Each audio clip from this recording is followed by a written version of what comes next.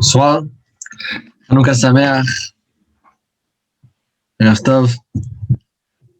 Alors, ce soir, nous allons étudier ensemble le dernier chapitre des lois de Yom Tov, qui traite de différents détails qu'on n'a pas vus encore avant. Donc, c'est le 8e chapitre. Le 8e chapitre des lois de Yom Tov, avec des lois qui sont très importantes. Et à l'issue de ce chapitre, nous allons pouvoir célébrer ensemble le Siyum sur toutes les lois de Shvitat Yom Tov. Et donc, quoi de mieux que de célébrer un Siyum de Limud Torah durant la fête de Hanouka, que nous savons tous que Hanouka, la première chose que les Grecs voulaient, c'était de nous faire oublier Torah Techa, nous faire oublier la Torah de Hachem, et donc de pouvoir étudier tous les soirs sans relâche, étudier et connaître toute la Torah, et finalement pouvoir célébrer un Siyum le jour de Hanouka. Pendant Hanouka, c'est une joie immense. Et donc, préparez bien vos petits gobelets de l'Echaim pour la fin de la session dans laquelle on va clôturer les lois de Yom Tov. Alors, on va déjà avec le texte, chapitre 8 des lois de Yom Tov. Naharot hamoshchim el hagamin. מותר להשקות מהן בית השלכין במועד והוא שלא פסקו. וכן הבריכות שאמת המים עוברת ביניהן, מותר להשקות מהן. וכן בריכה שנצאה מבית השלכין ועדיין היא נוטפת, מותר להשקות ממנה בית השלכין האחרת. והוא שלא פסק המעיין, המשקה בית השלכין העליונה. Alors, cette halakha suit une règle qu'on a déjà vue dans le chapitre précédent, et c'est que Yom Tov, on parle ici de Chol HaMoed, donc les jours de Chol HaMoed qui ne sont pas Yom Tov, les demi-fêtes, on a le droit de faire certains travaux, mais pas des travaux qui ramènent trop d'efforts et qui nécessitent trop d'investissement. Alors, si on a la nécessité d'arroser alors on peut le faire depuis un fleuve qui coule toujours, parce que si c'est juste de faire canaliser l'eau de là-bas, c'est bon. Mais si c'est un fleuve qui a des fois de l'eau qui passe et des fois de l'eau ne passe pas, on a ici une crainte que peut-être, voilà, il aura un peu d'eau qui sera facile, mais après, il voudra terminer, il n'aura plus suffisamment d'eau, il va aller puiser, et vraiment de puiser de l'eau, c'est déjà compliqué. Alors, tout ça, ça revient à la halakha pratique que je vous avais dit dans l'autre shiur, que s'il s'agit juste avec des tuyaux et qu'il n'y a pas de fatigue, dans le cas où la halakha nous permet de le faire, c'est une chose que si je ne vais pas arroser, ça va se perdre, etc. Ça serait permis d'arroser pendant le jour de Chol HaMoed. Et la halakha bet, aruga shechetzia namuch bechetzia gavoa, לא ידלה במקום נמוך להשקות מקום גבוה, מפני שהוא טורח יותר. ומותר לדלות מים להשקות על ירקות, כדי לאוכלן במועד, ובשביל יפותן אסור. Si on a une rangée, puis il y a une partie de la rangée, elle est plus basse, mais après c'est en pente, il y a une partie de la rangée qui est surélevée. Le problème est que lorsqu'on a ici des plantes qui sont surélevées, alors c'est une grande fatigue de pouvoir arroser. Il faut ramener à la hauteur l'eau. L'eau de nature, elle coule vers le bas. L'eau ne coule pas vers le haut. Et donc, pour pouvoir arroser quelque chose qui est en hauteur, c'est une grande fatigue. Et donc, on n'a pas le droit d'arroser quelque chose qui est en hauteur. Par contre, il conclut avec une permission qu'on a le droit d'arroser, c'est si on va venir arroser des légumes qui sont au point d'être finis et qui ont besoin de ce petit arrosage pour pouvoir terminer de pousser et que je pourrais le consommer durant le Yom Tov. Encore une fois, ça revient à l'idée que lorsqu'on fait un grand travail Yom Tov, mais c'est pour le profit du Yom Tov, c'est permis, vu que ça ne contredit pas le Yom Tov, bien au contraire, on fait un travail, un investissement qui vient au profit du Yom Tov. Si c'est juste pour embellir le légume, ça c'est interdit. La troisième halakha, halakha gimel, אין עושים עוגיות בקרי עקפנים כדי שיתמלאו מים. ואם היו עשויות והתקלקלו, הרי זה מתקנם במועד. Alors, עוגיות, c'est des petits trous qu'on creuse au niveau des racines. Alors, des fois, on se rend compte que ça ne suffit pas juste d'arroser, mais il faut qu'il y ait une grande quantité, un grand volume d'eau qui soit là-bas à côté des racines. Et donc, pour ce faire, on creuse des petits trous autour des racines et on le remplit d'eau afin que les racines soient toujours bombinées d'eau. Alors, on n'a pas le droit de le faire parce que ça demande une grande fatigue. Mais si c'était déjà fait, il fallait juste le réparer un peu, on a le droit de le faire parce que c'est pas une grande fatigue. וכן המטרה אם שנתקלקל מתקנים אותה במועד, כיצד אתה מוקטף החופה בעד 6, היית תבחר מעמיקה עד 7, ומשכין את המים מאילן לאילן, בלבד שלא ישקה את כל השדה, ובית השדה לאחר מותר להשקות את כולה. מרבצין את השדה במועד, שכל הדברים האלו אין בהן טורח. Alors pareil, si on a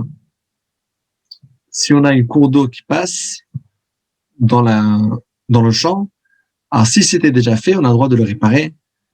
Donc, par exemple, si c'était creusé, c'était un tefar de profondeur, donc 8 cm, on a le droit de rajouter encore 5 tefars pour arriver à 6 tefars en tout. Si c'était déjà creusé de 2 tefars, on peut rajouter encore une fois la même chose, 5. 2 plus 5 serait 7 tefars. On n'a jamais le droit de creuser plus que 5 tefars, parce que creuser plus que 5 tefars, c'est considéré comme une grande fatigue. Si le champ était déjà humide, on a le droit d'arroser, vu que là, l'arrosage serait minime, il n'y a pas besoin d'arroser autant.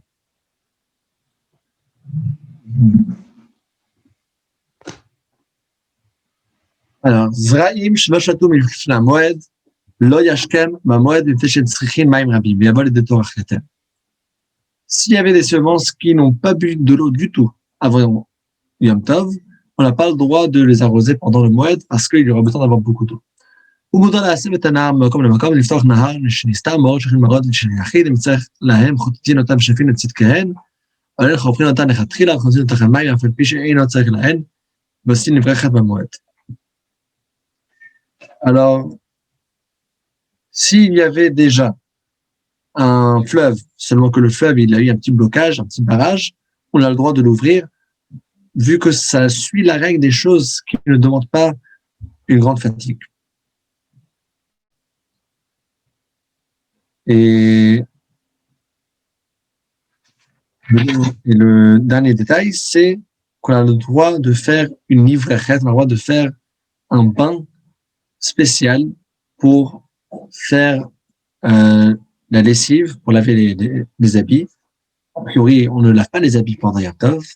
Alors, pourquoi est-ce qu'on a le droit de faire ce petit bain qui est là pour laver les vêtements? Cette question est posée par le Maggid Mishneh. Un des commentateurs du Rambam, il répond que, effectivement, de façon générale, on n'a pas le droit de laver les vêtements pendant Chol HaMoed, mais il y a des cas spécifiques dans lesquels on a le droit. Ces cas-là étaient énumérés dans le chapitre précédent, dans la Halacha 21. On a vu qu'il y avait certains cas précis, une personne qui n'a qu'un seul vêtement, par exemple. Alors, dans ce cas-là, on dit qu'on a le droit d'arranger ce petit bain. C'est pas une grande fatigue de l'arranger. Dans le cas où on a le droit de laver les vêtements, évidemment. Halacha 5. Achbarim shel mafsidin dailanot shel tzedin otam b'moed, v'zdailan tzad k'darko k'tzad chofeh v'tzolel tzolel mitzuda, ve'im hayta sde lavan, smucha l'sde האילן, tzadin otan b'sde הלבן בשינוי, כדי שייכנסו לשדה האילן ויחריבוה. וכי צד בשינוי, נועץ שפוט בארץ ומכה בכורדו, ואחר כך ינתקו, ונמצא מקומו גומה. Alors, s'il y avait des souris qui viennent et qui font perdre le champ, ils font perdre les arbres, alors qu'est-ce qu'on fait? On peut Chol HaMoed, venir à capturer ces animaux. Donc, comment est-ce qu'on fait? Alors, dans le champ, on peut le faire comme on fait d'habitude. Et si c'était si c'était un champ avec des arbres, là il est en train de tout détruire les arbres, c'est une grande perte. On peut le faire d'accord, on peut venir simplement creuser des petits trous pour que les souris tombent dedans. À l'époque, ça c'était le système, on faisait des petits trous, qu'ils puissent rentrer dedans sans pouvoir ressortir facilement. Et sinon, si c'était dans un champ, ce qui s'appelle un champ, un champ blanc, c'est un champ là où il y a les récoltes qui poussent. Alors là, on peut les capturer d'une façon qui est inhabituelle. Comment est-ce qu'on fait pour le faire? Au lieu de creuser un trou, on plante un pieu dans la terre, on frappe le pieu, et lorsqu'on retire le pieu, alors il y a un trou qui reste. C'est une autre façon de faire le trou, mais juste pour faire un chinouille, pour montrer qu'on est quand même Chol HaMoed, donc on ne fait pas les choses de façon habituelle. On n'est pas censé trop travailler Chol HaMoed, on fait juste des urgences. Et donc, c'est pour ça que c'est préférable de le faire avec un chinouille, avec un changement. L'halakha 6, qu'est-ce qu'on fait avec un mur qui est tombé ou un mur qui va tomber? Alors, kotel, gina, shenafal, bonne ou masse idiot, o goder oto bekanim, gome vechayot sebahen. Vechen masa masse lagag, makal lagag, bonne oto masse idiot. Alors, s'il s'agit d'un mur qui est pour le jardin, alors, on a le droit de le reconstruire, mais juste de façon amateur. On le reconstruit sans bien mettre le ciment et sans bien le sceller. אבל כותר חצר שנפל ובונהו כדרכו, ואם היה גורע, סותרו מפני סכנה ובונהו כדרכו. Mais si c'était le mur d'un khatser, le mur d'une cour, donc d'un lieu d'habitation, là, on a le droit de le reconstruire pendant Chol HaMoed, convenablement, avec le ciment et tout ce qu'il faut. Si c'était au point de tomber, on peut le démolir pour le reconstruire, parce que sinon c'est un danger. Quelle est la différence entre les deux? Elle sera expliquée dans la halakha suivante. On va comprendre quelle est la nuance qu'il y a entre le mur d'un jardin et le mur d'une cour. Dit la halakha 7, Bonne Adam itztaba l'ishev ou l'ishan alea. Une personne a le droit de construire un banc pour s'asseoir ou dormir dessus, parce qu'il va se servir directement pendant Chol HaMoed. Atir v'atzino v'akora v'amanu l'ovtar shenishberu v'takna memot ketarko. בין של ברזל, בין של עץ, שזה הפסד גדול הוא שאם יניח הפתח פתוח ודלתות שבורות, נמצא מאבד כל מה שיש בבית, ובאנו שכל שיש בו הפסד, אינו צריך שינוי. Alors, il y a différentes choses qu'on peut le reconstruire comme ils sont de façon ordinaire. Une serrure, une clé, un gond, une poutre, un linteau, parce que tout ce qui a à faire avec la porte, finalement, la porte et la serrure, tout ce qui va autour, si je le répare pas de façon convenable, j'ai rendu ma maison ouverte à tout cambriolage, à tout vol. Et donc, c'est un hefsed. Et la règle nous dit que tout ce qui est passible de devenir un hefsed à une perte, c'est permis de le faire Yom Tov, même sans chez nous. Même sans le faire de façon spéciale, de façon différente. La halakha 8, אין חופרים כבל להיותו מוכן למת שימות ואין בונים אותו, אבל אם היה עשוי, הרי זה ותקנו במועד, קצר מוסיף מידתו, מקצר במידתו, כדי שיהיה נכון לעת שיקבע בו. אין לפנים את המת ואת עצמו מקבר לקבר, לא מכובד לבזול או בזול מכובד, ואסור לעשות כאן לעולם בשאר הימים, אלא אם כן היה בתוך שלו, לפנהו בשאר הימים, אפילו מן המכובד לבזול. Alors, si une personne veut simplement préparer un tombeau pour une personne qui n'est pas encore morte, il veut anticiper et tout préparer, alors elle n'a pas le droit de le faire Chol HaMoed. Et si c'était déjà construit, déjà creusé, il fallait juste réparer, arranger un peu, et la personne est au point de mourir, il a le droit de le faire. Au point de mourir, il n'est pas encore mort. Mais ce que le Rambam ne parle pas ici, et ce que je tiens à quand même préciser, le Mefarshim nous ramène, ils disent que, évidemment, si une personne est déjà décédée, on ne parle pas de ça dans cette halakha. S'il est déjà décédé, on a le droit de faire tout ce qu'il faut pendant Chol HaMoed, de creuser et de tout s'occuper pour l'enterrement. Est-ce qu'on a le droit, pendant Chol HaMoed, de déplacer un mort d'une tombe vers une autre tombe? Il dit non, ça ne change pas de quel type à quel type, et pas seulement Chol HaMoed, toute l'année c'est interdit. Dans le seul cas dans lequel ça serait permis, c'est si c'est une tombe s'il est enterré dans un lieu qui m'appartient et je veux le déplacer. Dit la halakha suivante, אין מטלין את האילנות ולא מזמין את הנטיות ולא גזמין, אבל נסחין את האילנות ואת הפירות שבהן בשמן, וורקים את הפלישה מפני שהיא ראויה לחפוף בה במועד, וקוצרים את הקישוט, ומפני שהיא ראויה להטילה לשחר במועד, וכן כל קצב בזה. Alors on a des arbres, est-ce qu'on a le droit de travailler et d'arranger ces arbres pendant Chol HaMoed? alors on n'a pas le droit de retirer des vers des arbres, ni d'appliquer euh, euh, différents produits sur l'arbre pour que l'arbre puisse mieux pousser. Tout ça, ça demande beaucoup d'efforts et donc c'est pour ça qu'on n'a pas le droit de le faire pendant Chol Hamoed. Est-ce qu'on a le droit, par contre, de déraciner du lin? Ça oui, parce que le lin, il peut être utilisé pour recouvrir des fruits durant Chol Hamoed. Et donc je peux déraciner le lin et ça va arranger l'arbre d'une part, mais ma permission elle est parce que je peux me servir du lin pendant Chol Hamoed.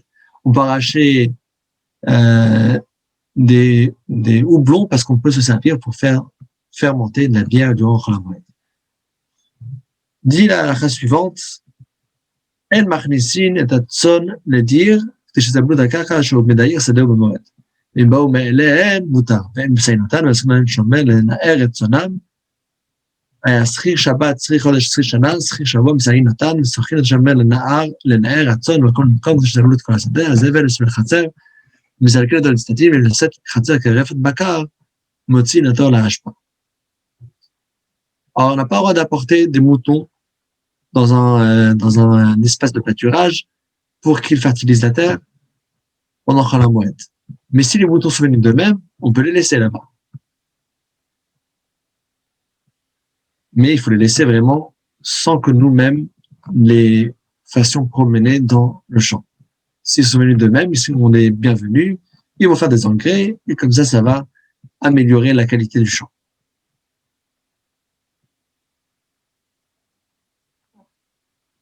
Maintenant, si on a un berger qui est payé, donc le berger, il va travailler indépendamment pour le faire, il aura le droit, lui, de ramener et de faire promener ses animaux.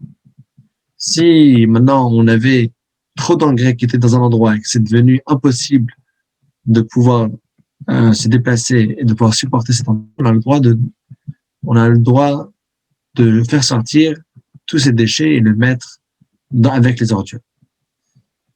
המשווה, ההלכה suivante, המשווה פני קרקע, אם נתכוון לתקן במקום שיעמיד בו כריש לתבואה שידוש בו, מותר, ונתכוון עבודת הארץ, אסור. Celui qui vient pour égaliser la terre, aplanir la surface d'un champ. Alors si son intention c'est de réparer la terre pour labourer la terre, ça c'est interdit. Mais s'il veut juste préparer une place pour pouvoir se servir de la place, mettre là-bas des tas de blé, etc., ça c'est permis. C'est-à-dire que si l'intention est pour la terre, juste d'égaliser la terre, ça c'est interdit. Mais si c'est pour prendre une utilisation qui pourra en tirer profit déjà pendant Yom Tov, alors là c'est permis, parce qu'on a déjà dit la règle de chaque chose que je peux en profiter durant le Yom Tov, il n'y a aucun souci de se fatiguer et d'investir pendant Chol Hamoed, vu que ça ne brise pas le Chol Hamoed, ça ne brise pas la fête, bien au contraire, je vais en profiter durant la fête. וכן הפותק מים לשדהו, נתכנסו הדגים מותר, ולהשקות הארץ אסור, וכן הקוצץ חריות מן הדקל, נתכוון להכיל בעמדו מותר, ונתכוון לעבודת האילן אסור, ועשה יקרא לאיזה דבר הוא מתכוון. Alors, pareil, différents exemples qui ramènent, qui vont dans le même esprit. Alors, celui qui va travailler dans le champ et qui va ouvrir une conduite d'eau que l'eau rentre dans le jardin. Si l'intention c'est de ramener l'eau, c'est interdit. Mais si l'intention c'est de pouvoir ramener des poissons pour les pêcher et pour les manger, donc il va les manger dans les prochains jours, pendant la fête, c'est permis.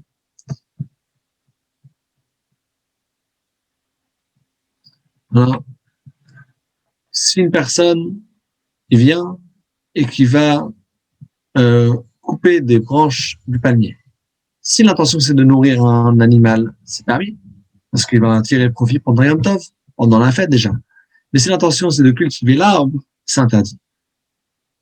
Alors, comment est-ce qu'on fait pour savoir si une personne il coupe des branches pour donner à son animal ou bien il coupe des branches pour arranger l'arbre? Chacun. Non, c'était pour une autre raison. Alors, Rambam termine avec quelques mots, il dit que de ses actions, de la façon comment il fait les choses, on peut savoir quelle était son intention? Est-ce qu'il prend juste d'un côté ou bien il va égaliser tout l'arbre en prenant de tous les sens? S'il prend juste d'un côté, alors là, il n'a pas fait ça pour embellir l'arbre. Mais si on voit qu'il va arranger, qu'il va tailler tout l'arbre de tous les sens, il a fait ça pour l'arbre, etc., etc. C'est-à-dire, on peut voir clairement dans l'action de la chose, est-ce que c'était fait uniquement pour la chose elle-même, pour arranger la terre, pour arranger l'arbre? Alors là, il faut égaliser le tout. Mais si je prends juste d'un côté, ben, je veux juste donner à manger à mon animal, je peux prendre d'un côté. Si c'est juste pour égaliser, pour proposer quelque chose, il suffit d'égaliser l'espace qui sera utilisé plus tard, etc. Dit le Raman dans la halakha suivante, Tanu vechiraim, shenivshu veyofe ben bemoed, osinotam imlav et osinotam. Si je veux créer un four, à l'époque on faisait les fours avec de l'argile, il fallait attendre à ce que ça sèche. Si ça pourrait se sécher et être en service pendant Yom Tov, c'est pour le Yom Tov déjà, c'est permis. Mais si ça pourrait être en utilisation uniquement après la fête, c'est interdit de le construire pendant Yom Tov, pendant Chol HaMoed. ובין כך בונים על החרס של תנור ועל הקירה ועל התפילה שלהן מסרגל המיטות ונוקט הריחיים ופותחים להן עין ומבין אותם ומבין למת המים של ריחיים. En tout cas, quoi qu'il en soit, on a le droit de finaliser le four s'il fallait rajouter encore une couche de ciment. Et on a le droit également de lier les cordes d'un lit. C'est une chose qu'on pourra en tirer profit pendant la fête déjà. Mais on peut nettoyer une meule, ouvrir un petit trou dans la meule. Parce que ça aussi, c'est une chose que je pourrais me servir pour faire de la farine pendant Yom Tov. Même s'il y a un grand torah, même s'il y a ici une grande fatigue, mais c'est une chose que je vais en tirer profit pendant le Yom Tov. La halakha suivante, la halakha 13 ou la halakha 14, ça dépend des versions. וזופטין את החבית כדי שלא יתפסד היין, וזופטין את הבקבוק כדי שאין בו טורח. וסותמים פי החבית של שחר, כדי שלא תפסיד מחבית הקציות בקש, כדי שלא יעבדו מרככין את הבגדים בידיים, מפני שהוא מעשה אדיוט, אבל אין אוסרים קשרי בית הידיים, מפני שהוא מעשה אומן, וכן כל כיוצא בזה. Alors, il est permis de sceller des tonneaux de vin pour que le vin ne s'abîme pas. Donc là aussi, c'est lié avec la halakha de Hefsed. Si j'ai une chose que je vais perdre, j'ai le droit d'éviter la perte pendant Yom Tov, pendant Chol HaMoed. On peut également sceller une bouteille. Une bouteille toute seule, c'est pas une grande perte. Le tonneau, c'est une grande perte. Mais une petite bouteille, c'est pas une grande perte. Mais là-bas, il y a une autre raison pour que ce soit permis. C'est parce que ça n'exige pas d'efforts importants. Vous voyez, il y a ici plusieurs raisons à laquelle ça serait permis de travailler Chol HaMoed. On a ramené un exemple. Si c'est une chose qui va ramener à une grande perte. Un autre exemple, c'est si c'est une chose qui va ramener un profit direct pendant les jours de Chol HaMoed ou Yom Tov. Et également, si la chose ne demande pas des grands efforts. Donc, dans ce sens-là, il va dans différentes choses. À l'époque, lorsqu'on avait des nouveaux vêtements, ils étaient un peu durs. Il fallait un peu les rendre plus mou, plus tendre. Ça, c'était juste avec les mains. Donc ça, c'est quelque chose de tout simple à faire. C'est pas quelque chose qui nécessite une expertise. Par contre, on n'a pas le droit de faire des nœuds de manches dans vêtements. Parce que ça, c'est considéré comme un massalma, comme une expertise. Donc c'était une façon, comment à l'époque, ils fermaient différentes manches. Et ça, c'est un travail spécial. Donc on n'a pas le droit de le faire pendant Chol HaMoed, on n'a pas le droit de le faire pendant Yom Tov.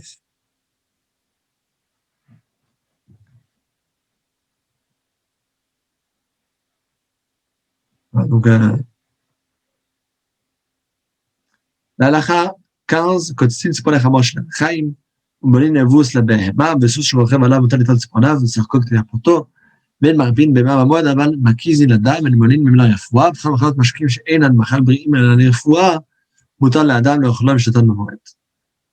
On a le droit de couper les ongles des animaux qu'on a besoin d'eux pendant Chol HaMoed, comme l'âne qui va travailler avec la meule, comme le cheval qu'on va chevaucher avec. Donc là, il y a ici un profit direct de ces animaux pendant la fête, je peux chevaucher sur le cheval pendant Chol HaMoed, j'ai le droit donc de le couper les ongles pour qu'il puisse chevaucher plus facilement pendant Chol HaMoed. Des aliments qui sont seulement des médicaments, pas de problème, on a le droit également de le consommer, de manger le bois pendant Chol HaMoed. La halakha suivante, Ein mafanin mechatzel chatzel b'moed lo mekura lena'am lo mena'al echura aval mefanehu מבית לבית באותה חצר. מביאים כלים שצריך לעמוד מבית האומן, כמקרים, וחוצות וצלחיות, אבל כלים שאינם צריכים כמחרשה, מן הלוטש או צמר מבית הצבא, אין מביאים, ואם אין האומן מה יאכל, נותן לו שכרו ומניחן אצלו, ואם אינו מאמינו, מניחן בבית הסמוך לו, בחשש להם, שמא יגנבו מפנן לחצר אחרת, אבל לא יביאם לביתו. Alors, ce qu'il dit ici, c'est qu'on n'a pas le droit de vider le contenu d'une cour pour une autre moed. C'est considéré comme une grande fatigue, mais on a le droit de vider le contenu d'une maison à une autre maison si les deux maisons se trouvent dans la même cour. Donc voilà, tout ça, ça vient dans l'esprit. Il faut regarder dans le cas pratique, mais ça, c'est un exemple pratique. D'une cour à l'autre, c'est considéré comme une grande fatigue. Entre deux maisons, voilà. Je prends la table de cette maison à l'autre maison, je prends l'armoire, c'est pas considéré comme une grande fatigue. Bon, dans la vie d'aujourd'hui, dans laquelle n'importe quel petit déménagement, c'est déjà une grande fatigue, alors c'est pas si évident de pouvoir permettre. À l'époque, ils avaient très peu de meubles, et donc c'était pas considéré comme une grande fatigue de déplacer des meubles d'une maison à l'autre si c'était dans la même cour.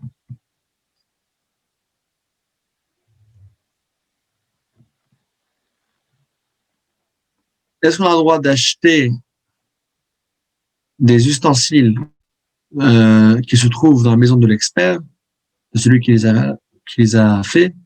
Alors oui, c'est permis si ce sont des choses que je pourrais en profiter pendant le Yom Tov.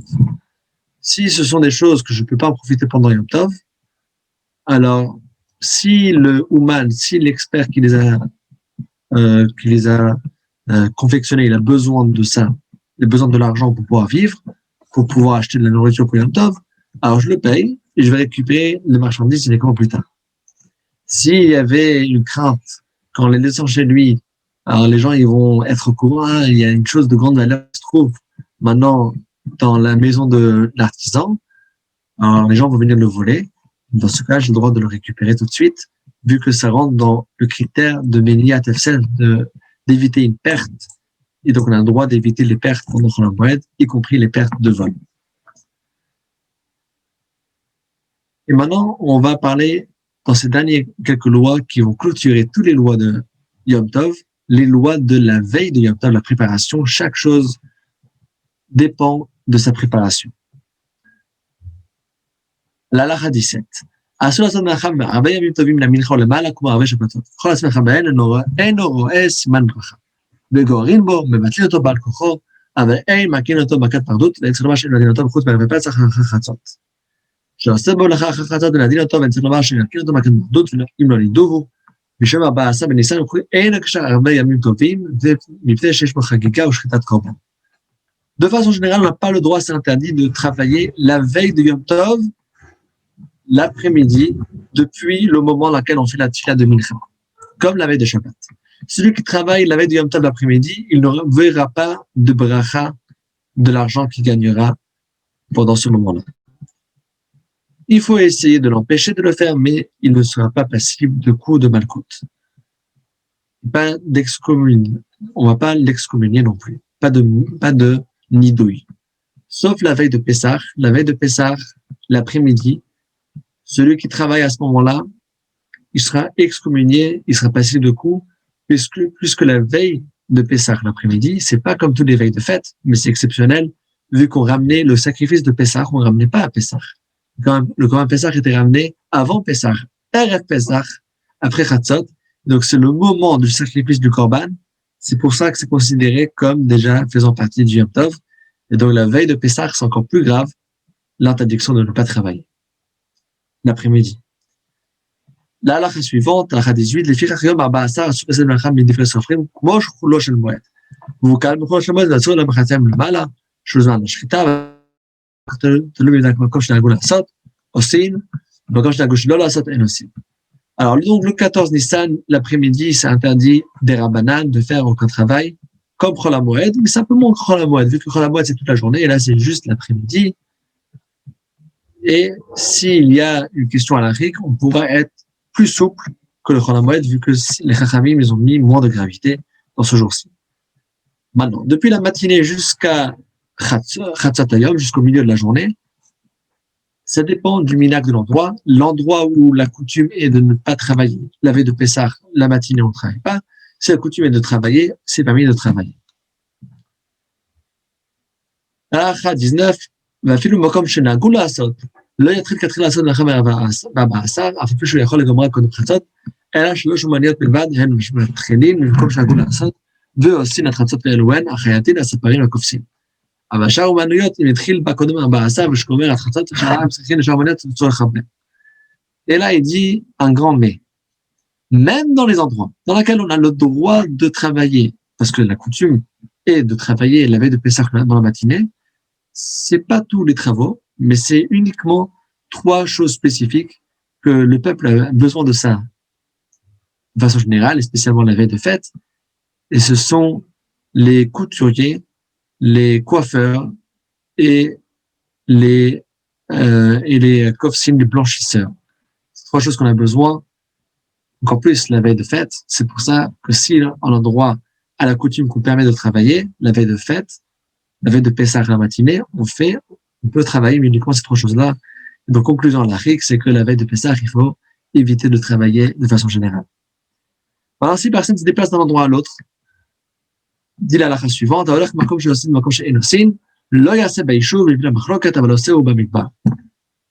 s'il voyage dans un endroit dans lequel on travaille la matinée, et là, il arrive dans une ville dans laquelle on ne travaille pas dans la matinée, il ne faut pas qu'il travaille pour ne pas se dissocier des autres juifs. Mais s'il arrive dans un désert, là où personne ne voit, là, il peut travailler en suivant son minhag initial. Ça veut dire que dans le fond, il garde son minhag, il garde sa coutume qu'il avait précédemment, mais il ne faut pas qu'il, de façon à ce que ça contrarie le minhag local. Voilà, comme chez Einosim, comme chez Osim, là, il y a ça.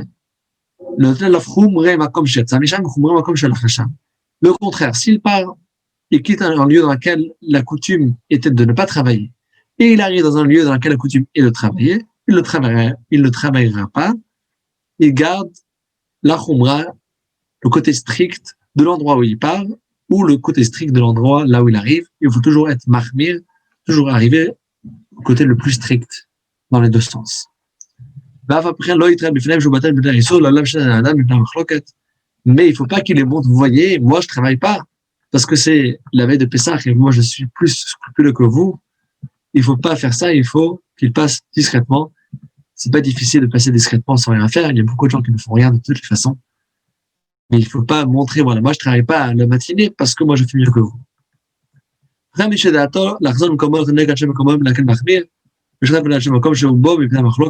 Celui qui fait l'aller-retour dans la journée même, il garde toujours ce minhag initial, mais à condition qu'il ne se montre pas devant les gens locaux pour pas faire de machloket.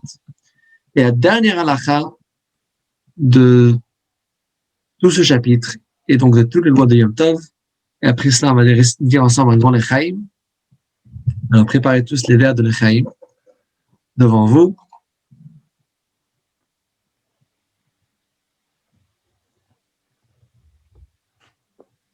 Et qui veut lire la dernière halakha?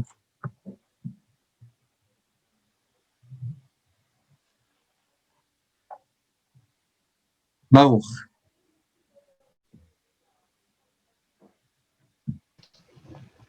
Merci beaucoup. Alors, ok, avec plaisir. C'est Rafalef en bas? Rafalef 21? Oui, Rafalef. Ok.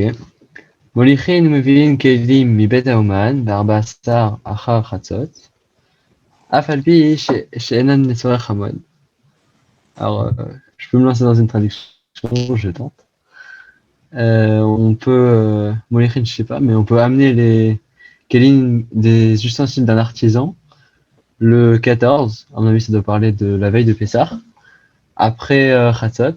Donc si on est le 14, donc la veille de Pessah après la moitié de la journée, on peut ramener les ustensiles d'un artisan, même si on n'en a pas besoin pendant la fête de Pessah. Ve gorfim zevel mitachat regle bema. Alors là, je sais pas. Moi, c'est la hashpa. Moi, je Ah, Shovachin les tournegolim. Ouais.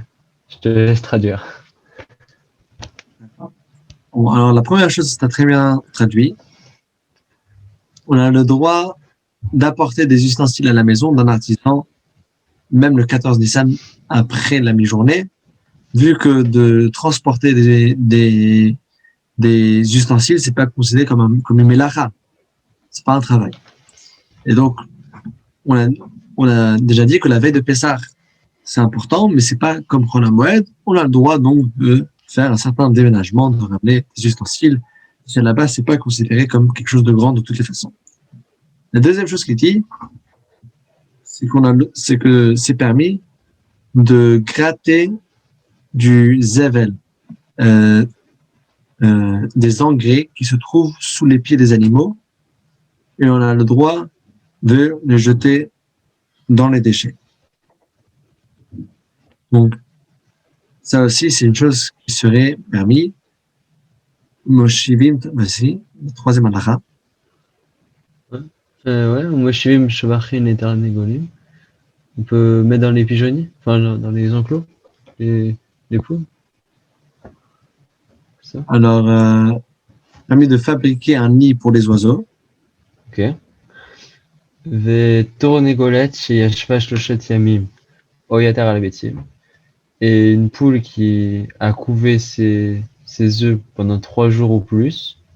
Et Ou après, elle a Meta. quitté. Et après, c'est ouais. Moshivin, Acheret Tartea Barbasa.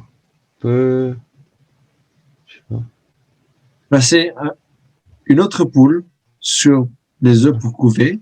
Kedei, Et chez l'eau, il passe d'eau à Betim. Ah ouais, pour pas que ça tourne, quoi, les œufs. Pour garder les œufs en vie.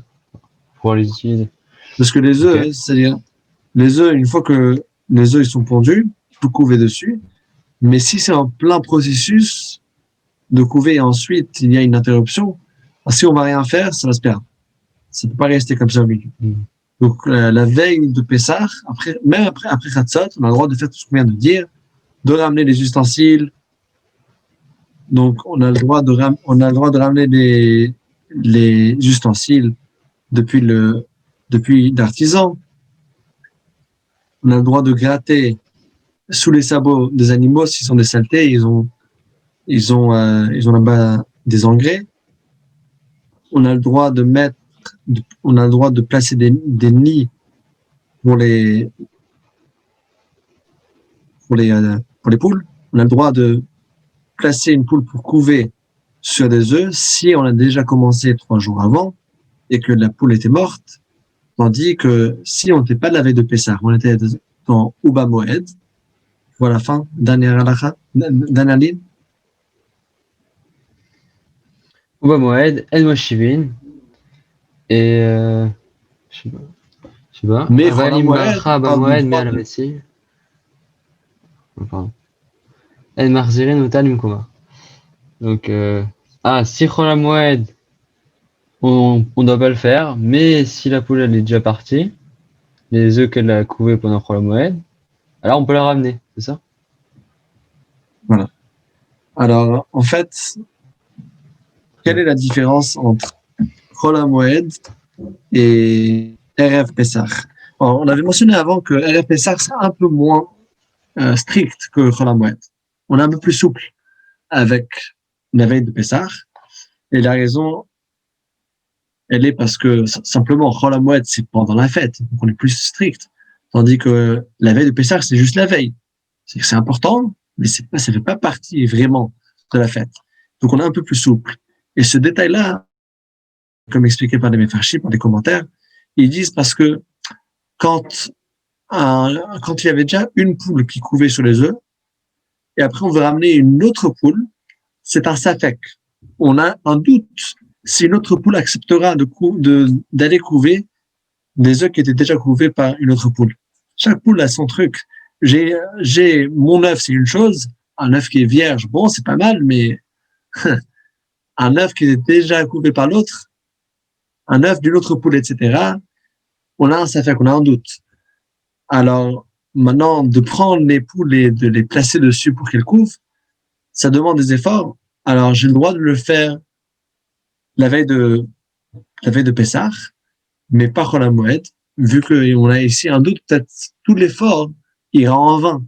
Donc, la veille de Pessah, je peux faire cet effort pour le doute, tandis que pendant Chol HaMoed, on n'a pas le droit de faire cet effort pour le doute. Alors, Mazal Tov, L'chaim. Et si Dieu veut, demain soir, on va commencer ensemble la prochaine halakha, qui sera très très intéressante, les lois de Chametz ou Matzah, les lois de Pessah. Bezrat Hashem, on va apprendre ça demain soir, tous ensemble, Bezrat Hashem.